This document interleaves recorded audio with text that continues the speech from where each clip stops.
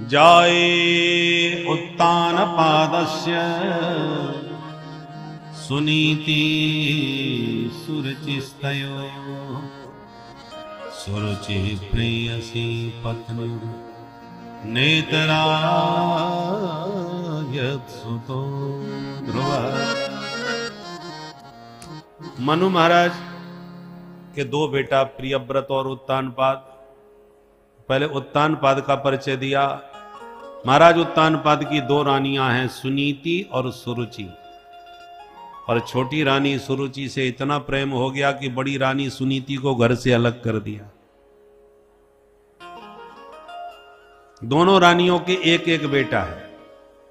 बड़ी रानी सुनीति का बेटा है ध्रुव, छोटी रानी सुरुचि का बेटा है उत्तम। अब इस कथा पर विचार करें तो हम भी सब उत्तानपाद हैं। हम उत्तानपाद क्यों हैं? उत्तानपाद का अर्थ क्या हुआ? उत ऊर्ध्व पादौ यस्य, जिसके ऊपर पैर हो उसका नाम उत्तानपाद। तो मां के गर्भ में 9 महीने तक सभी जीव उत्तानपाद बन के रहते हैं। तो हमारी भी दो रानियां हैं, बुद्धिमानी और मनमानी, सुनीति और सुरुचि। दोनों के नाम से सु हटा लें तो एक नीति, दूसरी रुचि। समाज में दो प्रकार के लोग हैं, एक वो हैं जो नीति पर चलना पसंद करते हैं और दूसरे वो हैं जो रुचि से चलना पसंद करते हैं। हमारी जो रुचि होगी करेंगे, जो अच्छा लगेगा सो करेंगे। पर कुछ लोग कहते नहीं, शास्त्र जो कहें, शास्त्र नीति के अनुसार ही चलना चाहिए। अब इन दोनों में महाराज उत्तानपाद को पसंद कौन है? सुरुचि, छोटी रानी। तो सच्चाई ये है, हम लोगों को भी सुरुचि से ही प्रेम ज्यादा है। अब हर व्यक्ति मनमानी ज्यादा पसंद करता है, नीति पर चलना पसंद नहीं करता, रुचि के अनुसार चलना पसंद करता है। नीति कहती है ब्रह्म मुहूर्त में सैया त्याग दो, जाग जाओ, अमृत बेला है।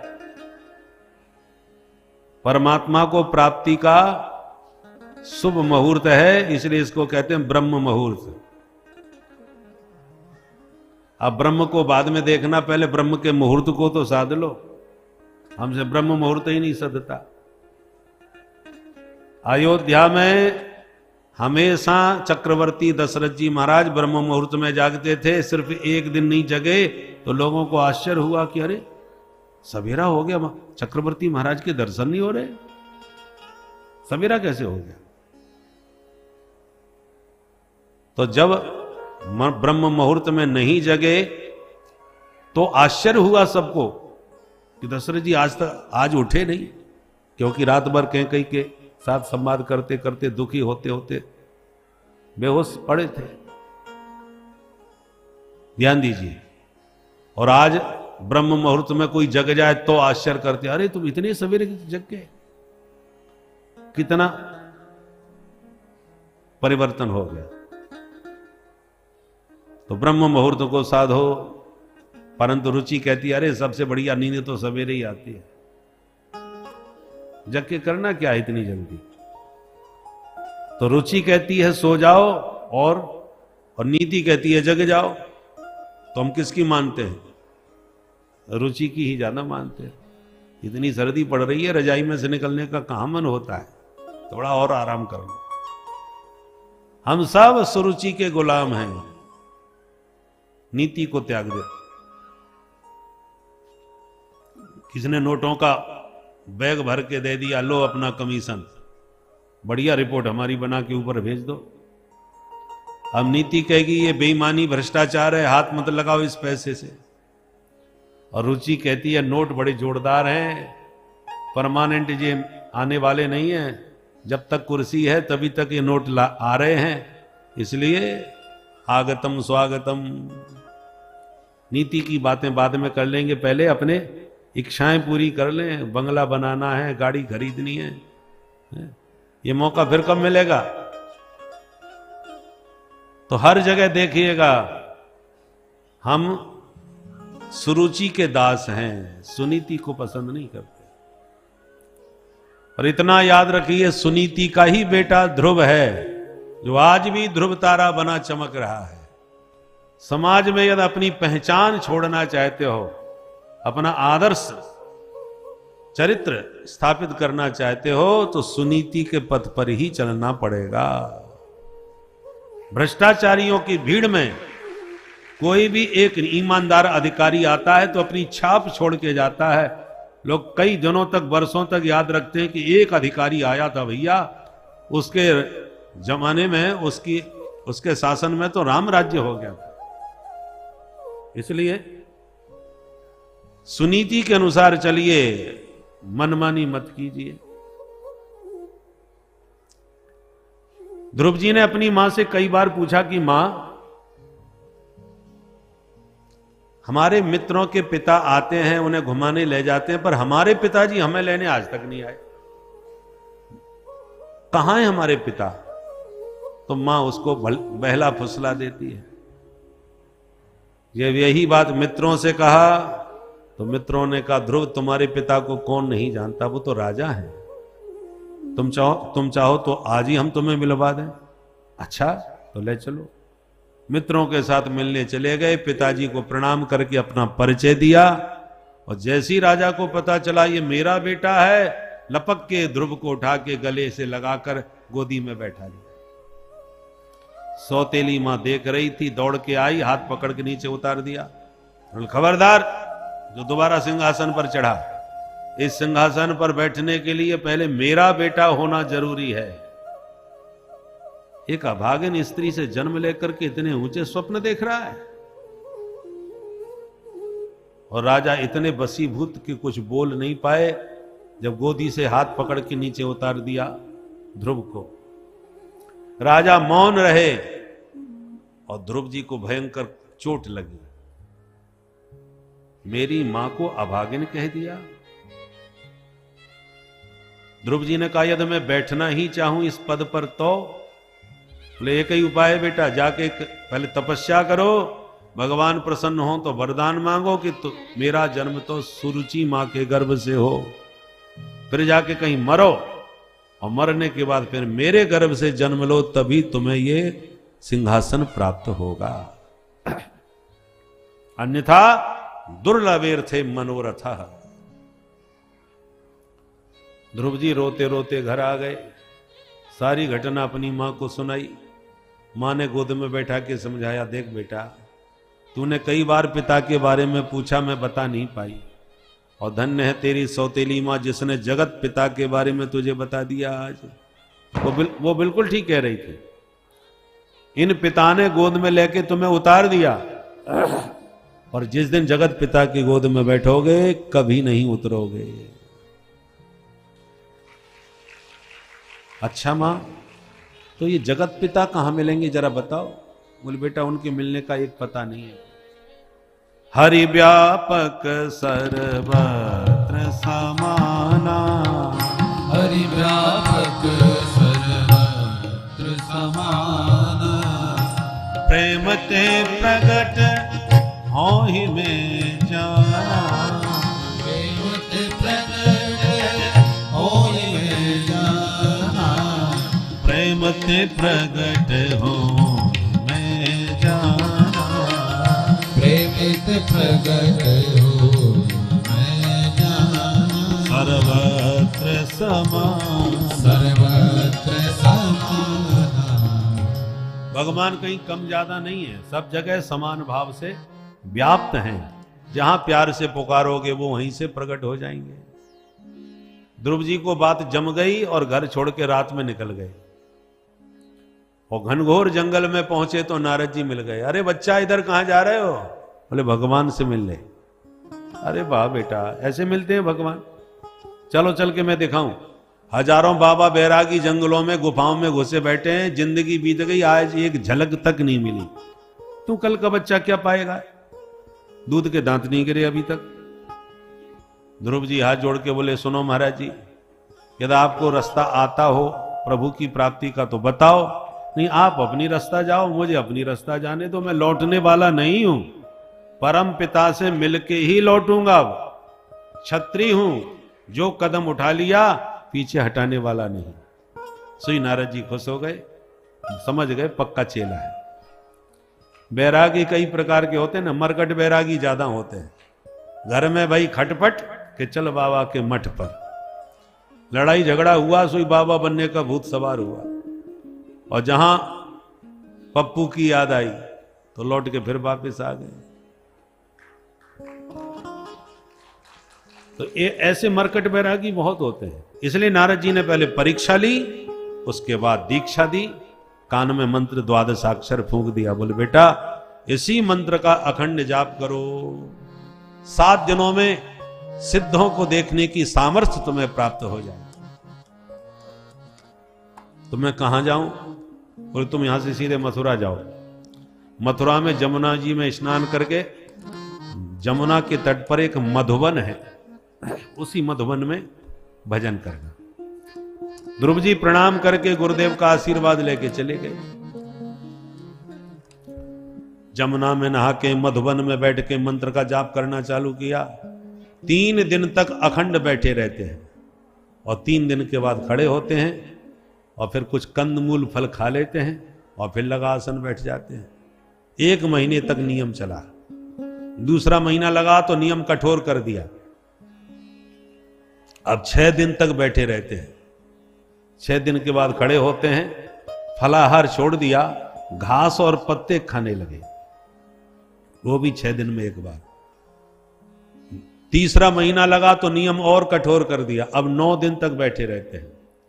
9 दिन में उठते हैं तो घास पत्ते सब छोड़ करके केवल जमुना जी का जल पी लेते हैं, फिर 9 दिन तक बैठ जाते हैं। चौथा महीना लगा तो 12 दिन में एक बार उठते हैं, और केवल वायु का आहार करते हैं, और फिर 12 दिन तक लगा आसन बैठे रहते हैं। देखो, पृथ्वी जल तेज वायु आकाश, ये 5 महाभूत हैं शरीर में, तो एक दूसरे से ज्यादा महत्वपूर्ण है।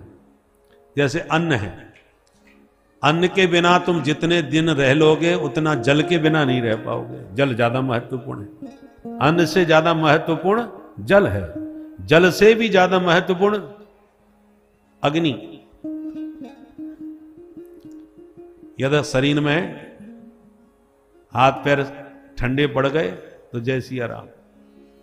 जो अग्नि शरीर में होनी चाहिए, तापमान, अग्नि के बिना, उस ताप के बिना शरीर ज्यादा नहीं रह सकता। अग्नि से भी ज्यादा सूक्ष्म क्या है?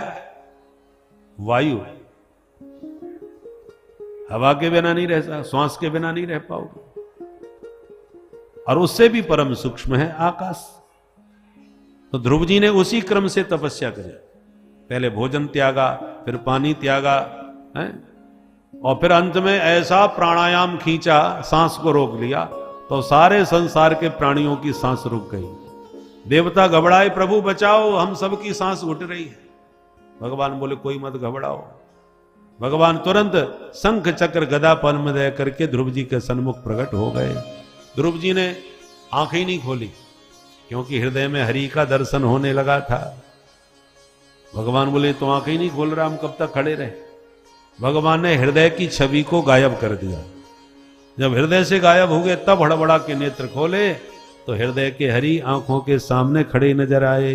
बोल भक्त वत्सल भगवान की। ध्रुव जी प्रणाम किए और मन ही मन घबराने लगे कि मैंने माता जी से और गुरु जी से हजारों बातें पूछी, पर ये नहीं पूछ पाया जब भगवान आए तब क्या करें। भगवान मेरे सामने खड़े हैं, मैं क्या करूं, समझ में नहीं आ रहा। भगवान ने अपना शंख ध्रुव जी के गाल से छुआ दिया, और शंख का स्पर्श होते ही सारा वेद वेदांत उपस्थित हो गया। ध्रुव जी दिव्य भगवान की स्तुति करने लगे। योऽन्तः प्रविश्य मम वाचमिमां प्रसुप्ताम्,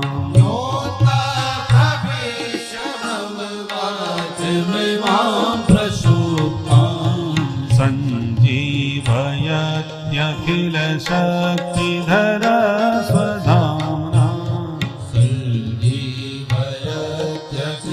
शक्तिधर स्वधाम्ना, अन्याष्टहस्त चरण श्रवण त्वगामी, अन्याष्टहस्त चरण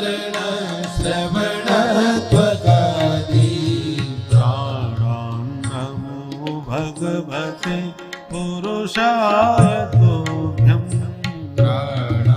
नमो भगवते पुरुषाय तुभ्यं योऽन्तः प्रविश्य मम वाचमिमां प्रसूताम् प्रवेश मम वाचमिमां प्रसूताम्। बोलबंसी वारे की जय।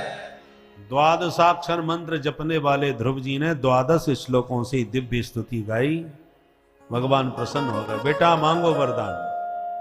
ध्रुव जी बोले अब मन में कोई इच्छा नहीं रह गई। भगवान बोले पर मेरी इच्छा है बेटा। क्या? बोले बेटा तुम घर जाओ, अपने पिता के सिंहासन पर बैठ के 36,000 वर्ष राज करो। उसके बाद मेरे दिव्य लोक को प्राप्त करके ध्रुव लोक के नाम से वह तुम्हें प्रसिद्धि प्राप्त करेगा। ध्रुव तारा बन के हमेशा आकाश में चमकोगे। और यों कह के भगवान अंतर्धान। ध्रुव जी बड़ा उदास निराश होकर के घर लौटे। प्रभु से मैं क्या ये तुच्छ चीज मांग लाया। किंतु जब घर आए तो राजा को पता चला तो सारी प्रजा के साथ भव्य स्वागत किया ध्रुव जी का। और आते ही सिंहासन पर उनका अभिषेक कर दिया। तपस्या करने चले गए। ध्रुव जी ने 36,000 वर्ष राज्य किया। भगवान 5 साल की सरकार नहीं बनाते, 36,000 वर्ष की अखंड सरकार बना दी ध्रुव जी की। और ध्रुव जी ने राज्य किया। उसके बाद मृत्यु के सिर पर पैर रखकर अपनी मां सुनीति को साथ में लेकर के भगवान के परम पद विमान में बैठ के परम पद को प्राप्त हो गए। और आज भी आकाश में ध्रुव तारा बने दैदीप्यमान हो रहे हैं। बोलो ध्रुव जी महाराज की जय। ध्रुव सकलानि जप्यो हरि नाम। ध्रुव सकलानि जप्यो हरि नाम। पावा अचल अनुपम ठाऊ। पावा अचल अनुपम ठाऊ। ध्रुव सकलानि जप्यो हरि नाम। ध्रुव सकलानि जप्यो हरि नाम। जप्यो हरि नाम। जप्यो हरि नाम। ऐसे परम महाभागवत ध्रुव जी हुए। इन्हीं ध्रुव जी के वंश में राजा अंग हुए। अंग बहुत धर्मात्मा थे पर इनका बेटा हुआ बैन। बैन जब राजा बना तो इसने सनातन धर्म पर ही बैन लगा दिया। बोले न यष्टव्यम न दातव्यम न धोतव्यम द्वजा क्वचित। मेरे राज्य में कोई यज्ञ नहीं कर सकता, कोई पूजा पाठ नहीं कर सकता। क्यों नहीं कर सकता? बोले क्योंकि ईश्वर कोई नहीं होता। ये सब फालतू की बातें हैं। भगवान कहीं कुछ नहीं है। ये पंडा पुजारियों ने अपने को पुजवाने के चक्कर में भगवान की कल्पना कर रखी है। इसलिए सनातन धर्म डेंगू है, मलेरिया है, इसको खत्म करो। सख्त प्रतिबंध लगा दिया सनातन धर्म की समस्त कर्मों पर। और उस बैन के खानदानी आज तक इस देश में पैदा होते चले जा रहे हैं।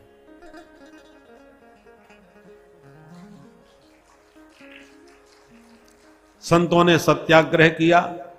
बैन को शांति से समझाने की कोशिश करी। सुनो राजन, आप अपनी राजनीति करो, हमारे धर्म के मामले में तुम बाधा मत डालो।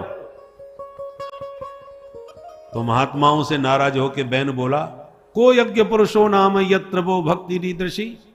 कौन है वो भगवान जिनमें तुम इतनी श्रद्धा दिखाते हो? बताओ, आज तक किसी ने ईश्वर को देखा? जो दिखाई नहीं पड़ता तुम उसकी पूजा करते हो। अरे राजा के ही रोम रोम में सारे देवी देवता निवास करते हैं महात्माओं। इसलिए राजा ही भगवान होता है, राजा ही ईश्वर होता है। ऐसा प्रवचन देने लगा महात्माओं को। अब महात्माओं का भयंकर मूड खराब। महात्मा लोग तो सबको सब प्रकार से समझाना जानते हैं। एक नवयुवक एक महात्मा से बहस करने लगा, हे महाराज जी, मैं भगवान को नहीं मानता। मत मानो। बोले मान सकता हूं। कैसे मानोगे? बोले यदि आप भगवान को मुझे दिखा दो मैं मान जाऊंगा, आपकी तरह मैं भी भजन करूंगा। और नहीं दिखा सकते तो सब बकवास फालतू की बातें, मैं भगवान को नहीं मानता। हम वैज्ञानिक युग के विद्यार्थी हैं, प्रैक्टिकल पर विश्वास करते हैं, कपोल कल्पनाओं पर नहीं। महात्मा बोले, बच्चा, हर वस्तु पकड़ के दिखाने वाली नहीं होती। ईश्वर की मैंने इतने वर्षों तक उपासना की है तो मुझे उसका अनुभव हुआ है। उस ईश्वर को मैं तुझे 1 मिनट में पकड़ के कहां से दिखा दूंगा भाई? तू साधना करेगा तो तुझे उसकी अनुभूति होगी। बोले सब बकवास है ही नहीं तो दिखाओगे कहां से? जो चीज होगी वही तो दिखेगी, पर ईश्वर है ही नहीं, तुम दिखाओगे कहां से? बाबा को क्रोध आ गया, मारा थप्पड़ जोर से। वो बालक एकदम बिगड़ गया, महाराज जी आपने मुझे थप्पड़ कैसे मारा? तुरंत महात्मा हंस के बोले, मार दिया तो क्या हो गया?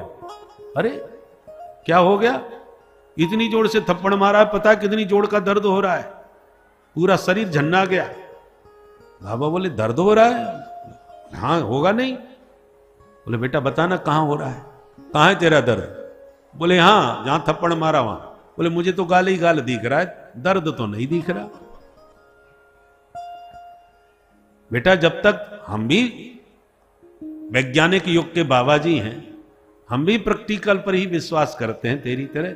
जब तक तू मुझे दर्द दिखाएगा नहीं तब तक तेरे कहने से मैं कैसे मान जाऊं तुझे दर्द हो रहा है? झूठ बोल रहा है। अरे बाबा, दर्द भी कोई दिखाने वाली चीज होती है क्या? बाबा बोले, इतनी देर से मैं भी तो तुझे यही समझा रहा था। तुझे थप्पड़ लगा, दर्द तुझे हुआ, तू कह रहा है कि मुझे दर्द है तो मैं मान लेता हूं कि दर्द होगा। ऐसे ही इतने वर्षों की साधना से जिस ईश्वर की अनुभूति हुई वो मैं कह रहा हूं, तू मान सके तो मान ले, न मानना है तो तू प्रैक्टिकल करके देख ले।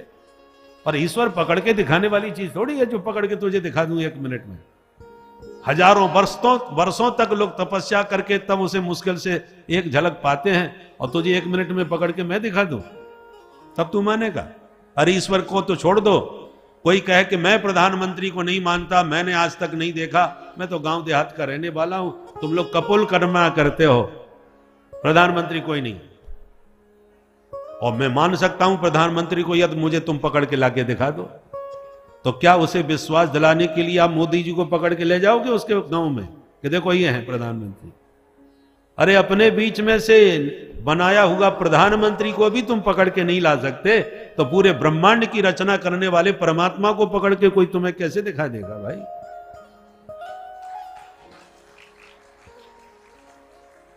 यो बुद्धि परसस्तुतः, आप उस तक नहीं पहुंच सकते, पर वो अपनी कृपा से किसी के पास भी पहुंच सकता है। आप प्रधानमंत्री से मिलना चाहो तो वो सबसे नहीं मिलेगा, पर वो यदि मिलना चाहे तो कभी भी आकर के मिल सकते हैं। तो भगवान जब कृपा करते हैं तो किसी भी जीव को दर्शन कभी भी दे सकते हैं, पर तुम अपने मन से जब चाहो तब ईश्वर का दर्शन नहीं पा सकते। उसके लिए तुम्हें पात्रता, योग्यता की आवश्यकता पड़ेगी। बोलो भक्त वत्सल भगवान की जय। इस प्रकार से जब समझाया तो बात समझ में आती है। महात्माओं को क्रोध आया तो एक हुंकार करी, धड़ाम से धरती पर बैन गिरा, और गिरते ही गोविंदाय नमो नमः, बैन मारा गया। संतों ने मन में सोचा कि हम तो आए थे राजा को सुधारने, पर हमने राजा को ही सिधार दिया। अब सत्ता सुनी, क्या करें? तो मंत्रों से मंथन करके बैन का शरीर का मंथन किया, तो पहले निषाद की उत्पत्ति हुई।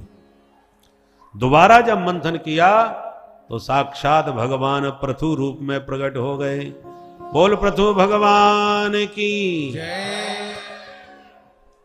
महाराज पृथु और साथ में लक्ष्मी जी अर्ची देवी के नाम से प्रकट हुई। संतों ने मिलकर के पृथु महाराज को सिंहासन पर विराजमान किया। संतों का यही दायित्व होता है। देखो भारत में 2 गद्दी चलती हैं, राजगद्दी और व्यास गद्दी। राजगद्दी जब दिशाहीन हो जाती है, मनमुखी आचरण करने लगती है, धर्म विरुद्ध राजा का व्यवहार होने लगता है, तब व्यास गद्दी का कर्तव्य है राज सत्ता का संशोधन करे, शोधन करे। धर्म निरपेक्ष सत्ता का पराभव करके धर्मानुशासित सत्ता की प्रतिष्ठा करना संतों का कर्तव्य होता है। इसलिए बैन की सत्ता कैसी थी? धर्मनिरपेक्ष, और सनातन धर्म को हानि पहुंचाने वाला ही सच्चा धर्मनिरपेक्ष ही समझा जाता है। और किसने धर्म की आप चर्चा करो, कोई खतरा नहीं है। सनातन धर्म की चर्चा करने पर संविधान संकट में पड़ जाता है। ऐसी मानसिकता हो गई, धर्मनिरपेक्षता की ये परिभाषा बन चुकी थी। केवल सनातन धर्म की बात मत करो बस। ऐसी धर्मनिरपेक्षता को संतों ने जब संकल्प लिया तो उखाड़ के फेंक दी धर्म सत्ता, वो धर्म विरुद्ध राजनीति को एकदम जड़ से उखाड़ करके रसातल में पहुंचा दिया और धर्मानुशासित सत्ता को राजगद्दी में प्रतिष्ठित किया। तब भी संतों ने किया और अब भी संतों का वही संकल्प सिद्ध हुआ। धर्म सत्ता की जब प्रतिष्ठा हुई तो राम मंदिर की भी स्थापना हो गई, 370 धारा भी हट गई और बहुत सी समस्याएं जो ज्वलंत भारत को विकराल बन करके खाई जा रही थी वो धीरे धीरे करके सब दूर होते। ये थोड़ी सी समस्या और 2-4 बची हैं, वो भी समय रहते निश्चित रूप से शुद्ध होंगी। तो संतों का संकल्प कुछ भी कर सकता है। इसलिए व्यास गद्दी का कर्तव्य है, जब राजगद्दी दिशाहीन हो तो राजगद्दी का शोधन करे, और राजगद्दी का भी कर्तव्य है जब व्यास गद्दी धर्म दिशाहीन हो जाए तो राज सत्ता को भी व्यास गद्दी का शोधन करना चाहिए। दोनों गद्दी का महत्वपूर्ण है और आज वर्तमान में दोनों गद्दी ही प्रभावित होती जा रही है। ध्यान दीजिए, आप इस देश में बिना पढ़े लिखे, बिना कुछ डिग्री लिए चपरासी भी नहीं बन पाओगे। चपरासी बनने के लिए भी आपको कुछ डिग्री चाहिए, प्रमाण पत्र देना पड़ेगा, तब चपरासी बनोगे इस देश में। परंतु एक व्यास गद्दी है और दूसरी राजगद्दी है। इस गद्दी पर आपको कोई प्रमाण पत्र देने की जरूरत नहीं, कोई भी आकर के कभी भी आसन जमा सकता है। 5 कक्षा पास की भी जरूरत नहीं है। आजकल व्यास गद्दी पर बैठे हुए धर्मोपदेशक भी अंगूठा छाप हो सकते हैं और राज सत्ता पर बैठने वाले भी अंगूठा छाप हो सकते हैं। दोनों ही गद्दियां विकृत होती जा रही हैं, इसलिए भारत दिशाहीन हो रहा था। आज दोनों के शोधन की आवश्यकता है। राजगद्दी का शोधन जैसे हुआ, ऐसे व्यास गद्दी का भी शोधन बहुत आवश्यक है। मनमानी ढंग से जो मर्जी आवे लोग अपने मनमुखी बातें करने लगते हैं। अरे इसका नाम व्यास गद्दी क्यों है? जो व्यास जी ने लिखा है वही निरूपण करने का हमको अधिकार है, अपने मनमुखी बातें करने का कोई अधिकार नहीं है। इसलिए व्यास गद्दी पर जो अनर्गल प्रलाप करें उनको टोकना, रोकना, समझाना आप सबका भी कर्तव्य है। शास्त्र सम्मत चर्चा व्यास गद्दी से हो और राष्ट्र के हित की बात राज सत्ता से हो। दोनों गद्दियों के शोधन की वर्तमान में बहुत आवश्यकता है। बोलो भक्तवत्सल भगवान की। सुखदेव जी कहते हैं, राजन, संतों ने राज सत्ता का शोधन किया और पृथु महाराज को सिंहासन पर बैठा दिया। पृथु महाराज ने धर्म की चारों ओर जय जयकार करा दी। जो प्रतिबंध लगे थे सनातन धर्म पर वो सब हटा दिए और जगह जगह पर बड़े विशाल यज्ञ करने लग गए। चारों तरफ धर्म की जय जयकार होने लगी। परंतु जब 100 यज्ञ होने को आए तो इंद्र घबराए, कहीं हमारा सिंहासन न छीन ले। तो यज्ञ का घोड़ा चुरा करके इंद्र भाग लिए। पृथु महाराज को इंद्र पर भयंकर क्रोध आया।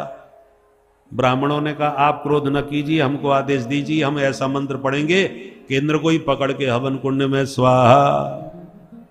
क्योंकि ये सारे देवता मंत्रों के अधीन होते हैं और मंत्र ब्राह्मणों के पास होते हैं। दैवाधीनम जगत सर्वम मंत्राधीना च देवता ते मंत्रा ब्राह्मणाधीना तस्माद ब्राह्मण देवता। जो ब्राह्मणों ने मंत्र पढ़ा इंद्र खींचे चले आए, पकड़ के स्वाहा करने वाले थे कि ब्रह्मा जी ने प्रकट होकर रोक दिया। सुनो सुनो भाई, इंद्र को ही स्वाहा कर डालोगे क्या? ऐसा मत करो भाई, देवताओं का राजा है। पृथु महाराज को भी समझाया तो ब्रह्मा जी के वचन का सम्मान किया और पृथु महाराज ने इंद्र को क्षमा कर दिया। भगवान नारायण प्रकट होकर के बोले, मांगो राजन, तुम क्या चाहते हो? तुम्हारे यज्ञ से हम बड़े प्रसन्न हो। पृथु महाराज बोले, सरकार हमें तो 10,000 कान दे दीजिए। भगवान बोले 10,000 कानों का क्या करोगे? बोले प्रभु इन 2 कानों से आपकी कथा सुनकर के मन तृप्त नहीं होता, इसलिए विदत स्वकर्णा युत में समय वर 10,000 कान हो गए और निरंतर आपकी कथा सुधा रस का हम पान करते रहे। ऐसे कथा रसिक भगवान पृथु हुए। पृथु महाराज ने सारी प्रजा को बुला के उपदेश दिया और कहा देखो सज्जनों, प्रजा से कर वसूल करना राजा का कर्तव्य होता है। प्रजा यदि इनकम टैक्स जमा नहीं करेगी तो विकास कैसे होगा देश का? बढ़िया बढ़िया सड़कें, नल बिजली की व्यवस्था कैसे होती है? प्रजा के टैक्स से, इनकम टैक्स, आयकर। इसलिए पृथु राजा कहते हैं य उद्धरेत राजा यत उद्धरेत करम राजा प्रजा धर्मे स्वशिक्षयन् प्रजानाम शमलम भुंक्ते भगम च स्वम जहाति सह। कर लेना राजा का कर्तव्य है और उस कर के द्वारा विकास करना, राष्ट्र को सुख समृद्धि संपन्न करना, प्रजा की सारी सुख सुविधाओं का ध्यान रखना, ये राजा का कर्तव्य है। ये भी राजा का कर्तव्य है। जो राजा प्रजा से कर तो अनाप शनाप ले और कर ले करके फिर घोटाले पर घोटाला करे तो वो राजा कर के रूप में प्रजा का पाप भक्षण ही करता है। सारी प्रजा के पाप का भागीदार राजा होता है। इसलिए राजा का कर्तव्य है राष्ट्र का विकास करे और प्रजा को सुख समृद्धि संपन्न करे। पर राजा को प्रजा से कर भी ऐसे लेना चाहिए कि प्रजा को कष्ट ना हो, पता ही ना चले कि कैसे कर चला गया। देखो सूर्य भगवान सबसे कर वसूल करते हैं। बरसत हरसत सब लखें और कर सत लखे न कोई, तुलसी प्रजा सुभाग से भूप भानु सम होए। भूप भानु सम होए, राजा को सूर्य के समान होना चाहिए। सूर्य भगवान अपनी किरणों से सबसे रस चूसते हैं। सविता गोभी रसम भुंगते। सूर्य अपनी किरणों से, आप धूप में बैठे हो तो आपके शरीर से भी वो रस खींच रहा है पर आपको पता नहीं चल रहा।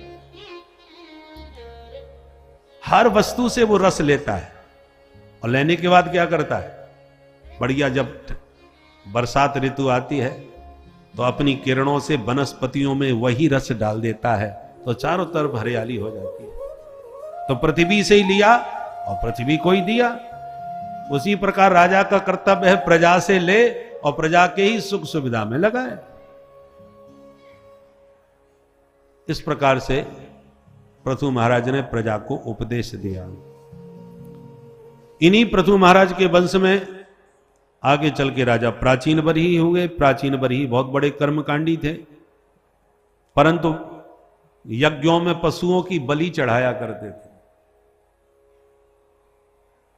एक दिन नारद जी ने डांटा, राजन जरा ऊपर देखो।